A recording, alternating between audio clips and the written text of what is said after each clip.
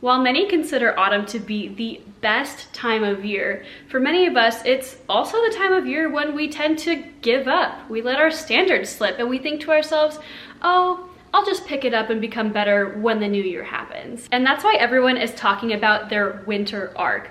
We don't want to wait until the new year to just magically become the best version of ourselves and fix all of our problems on January 1st. According to your favorite fitness influencer on TikTok, it's time to lock in. And while the phrase become unrecognizable gets thrown around all the time, in this case, I fully agree that we should get started now, because if we're being honest with ourselves, January 1st is just a day on the calendar. It doesn't magically make you be this new person with this brand new mindset. So if you want to start off 2025 already feeling like you've made significant progress in your life, you need to start your winter arc. So let's get into it.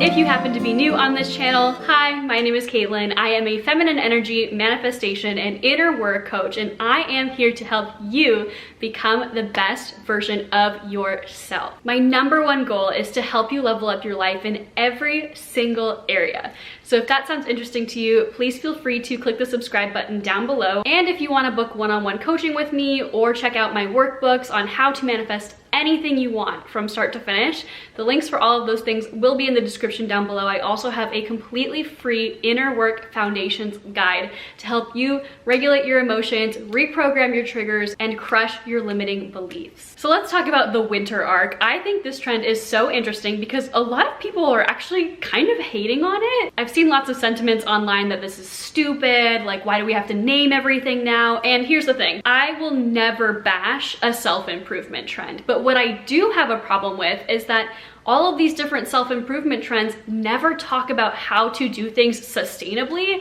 so that you can have lifelong lifestyle changes instead of just having a little flash in the pan, get hot for a month, and then all of a sudden you're back to your old ways again. What I love about self-improvement trends on the internet that go viral is they do inspire people to become better versions of themselves, but oftentimes there's no nuance to them, and so they cause people to go a million miles an hour and then burn out and find themselves back on square one again. Something that's differentiating the winter arc from any previous trends that we've seen recently is that it's a little bit intense. There seems to be this self-hating element to it. I'm tired of being myself, I'm so sick of myself, and it's all a little bit too much for me personally. And even though this trend technically started on October 1st, the mindset that it's too late to start some kind of lifelong change is probably the mindset that got you stuck in wherever you are currently that you're not happy with in the first place. So in this video, we are going to talk about how to do the winter arc the right way so that it actually serves you moving forward beyond just these next couple of months. You owe it to yourself to become the best version of you for life, or to at least have tools in your toolkit so that whenever life has its ebbs and flows and ups and downs,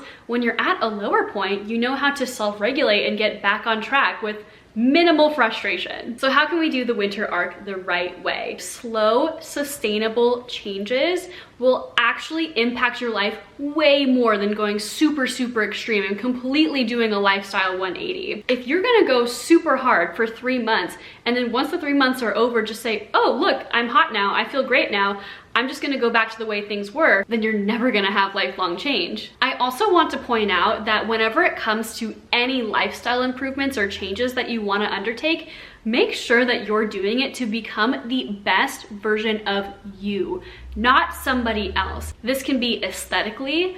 I'm only 5'4". I have a completely different body type from Bella Hadid. So even though I think she has an incredible body, I'm never going to look like her. But you know what I can look like?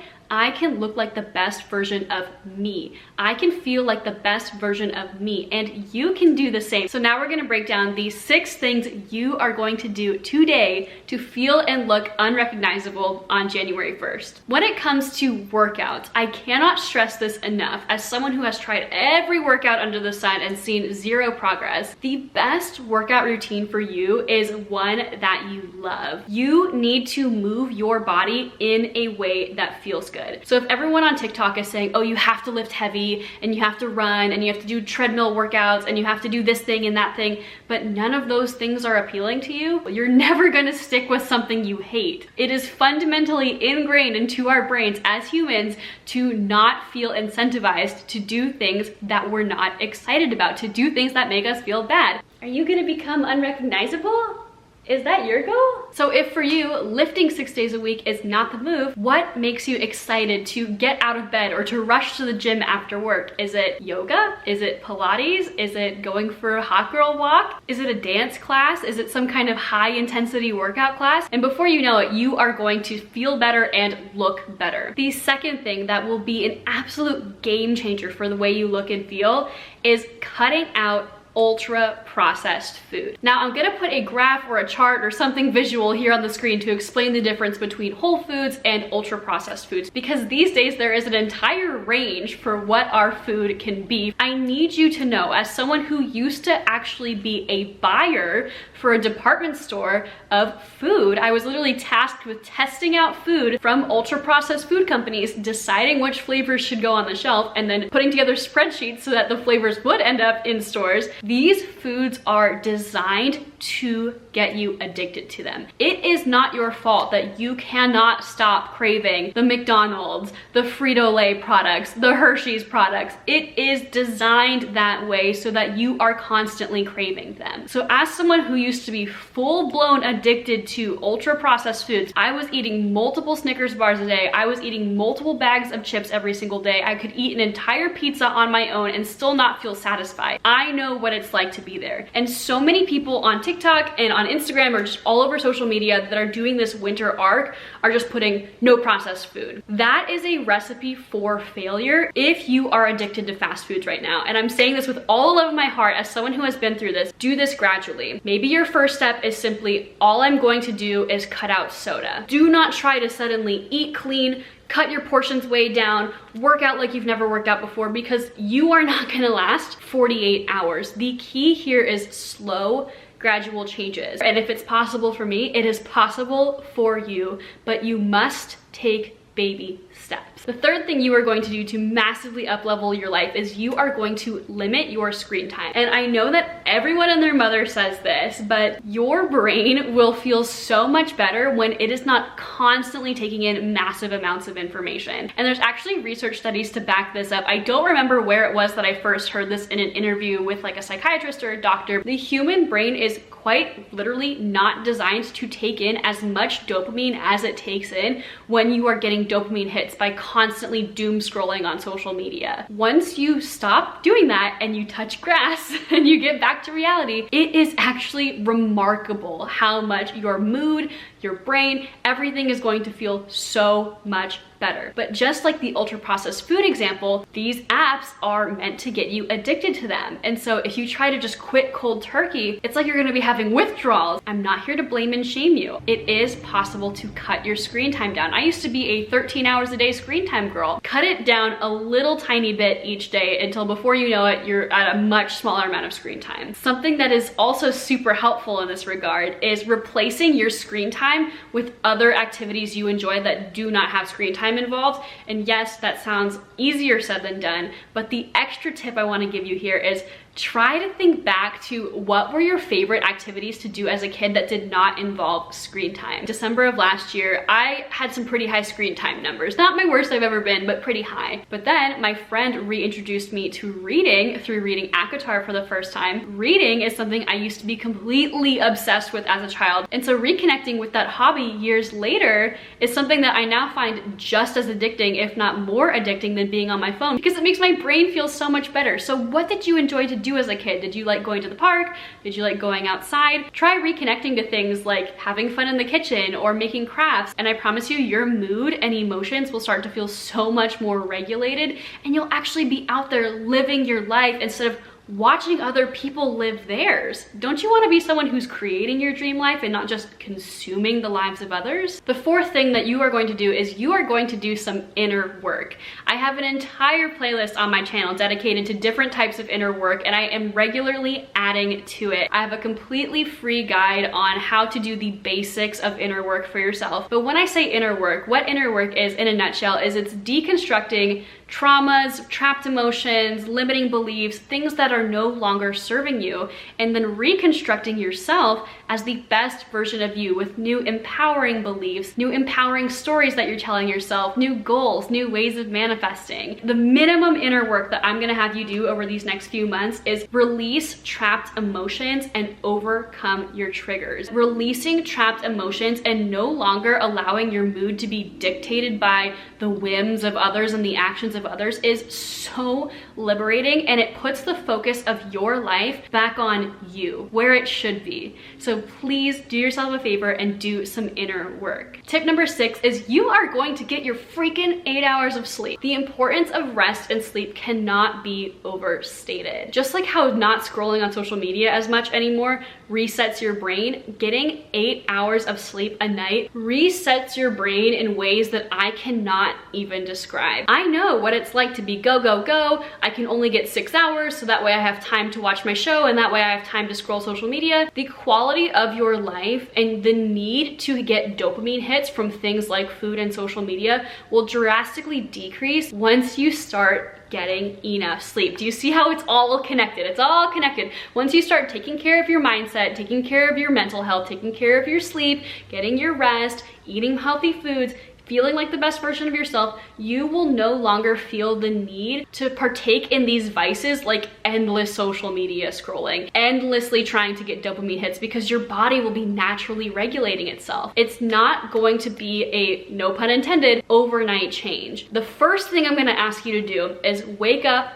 and go to sleep at the same time every single weekday. That is so manageable. If right now you're going to bed at 3 a.m., you are not going to be able to fall asleep at 9 p.m. So until your sleep schedule is where you want it to be, every night gradually shift your hard stop bedtime routine to 30 minutes earlier and 30 minutes earlier and 30 minutes earlier. And then before you know it, you will be getting adequate amounts of sleep. I want you to become the best version of yourself, and you are able to do more, be more, feel more, call in more into your life with less time and energy when you are properly rested at night. When I first started heavily prioritizing my 8 hours of sleep a night, I was so frustrated with myself because I was like, I'm not gonna have as much time to get my work done. I'm not gonna be able to have enough time to do everything I need to get done in a day. But the reality is I get things done twice as fast now. I have more ideas that flow to me. My mood is much better regulated